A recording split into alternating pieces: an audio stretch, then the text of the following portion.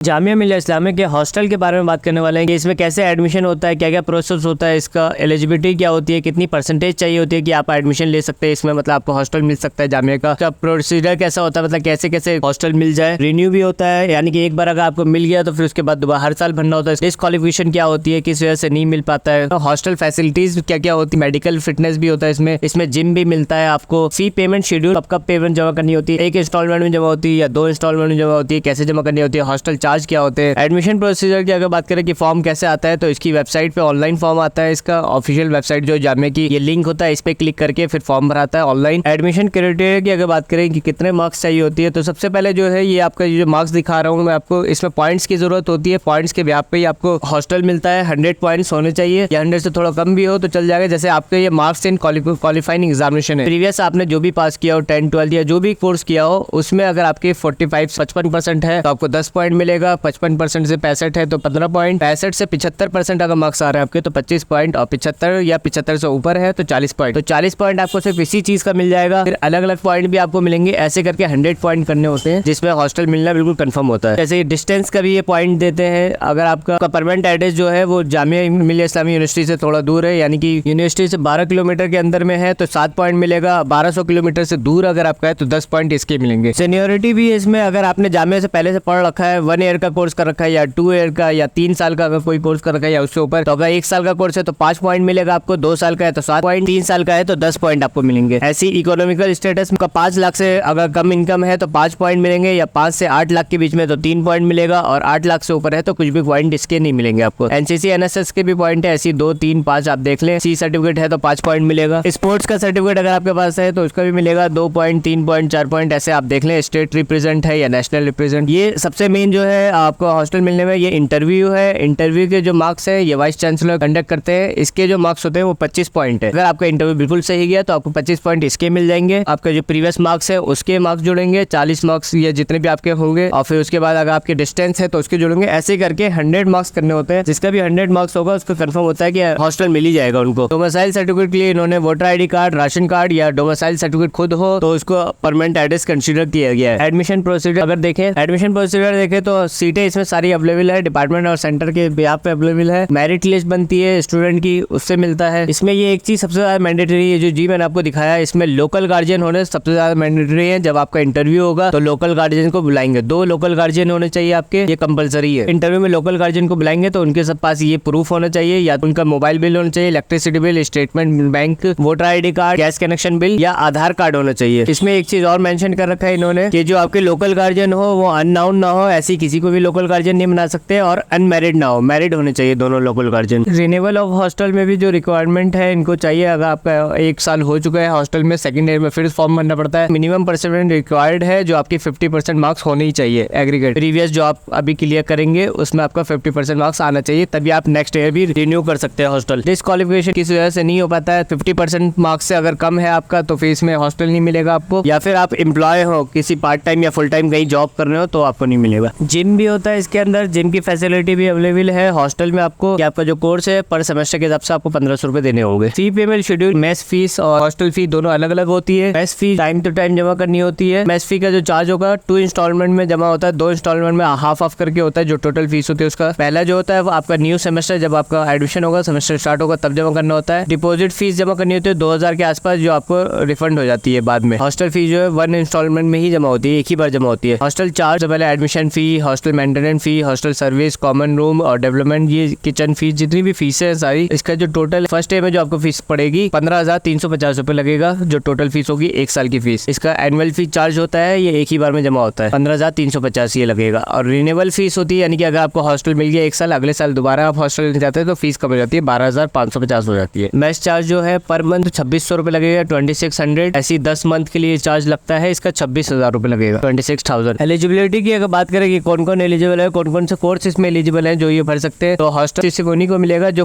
जिनका admission full time course में हुआ हो। स्टूडेंट जो पार्ट टाइम कोर्स या इवनिंग कोर्स कर रहे हैं वो एलिजिबल नहीं है हॉस्टल के लिए। फुल टाइम जो आपने बैचलर 4 साल का, 3 साल का जो भी हो, या मास्टर हो, रेगुलर कोर्स जो आपने किया हो उसमें आपको हॉस्टल मिलेगा। पार्ट टाइम कोर्स जैसे सर्टिफिकेट कोर्स ये सब होते हैं या डिप्लोमा कोर्स होते हैं उन पे, या इवनिंग कोर्स है उसमें आपको हॉस्टल नहीं मिलेगा। परसेंटेज ऑफ मार्क्स प्रीवियस में कितनी चाहिए, तो 45% चाहिए आपके प्रीवियस क्वालिफिकेशन में, जो आपने लास्ट की होगी उसमें 45 75% चाहिए, तब जाके आप इसमें एलिजिबल है। तो ये सारी मैंने डिटेल आपको हॉस्टल के बारे में बता दी है। अगर फिर भी कोई क्वेरी रह गई है तो आप नीचे कमेंट में मैसेज कर सकते हैं। वीडियो अच्छी लगी हो तो लाइक जरूर करें, चैनल पे नए हैं तो सब्सक्राइब करें।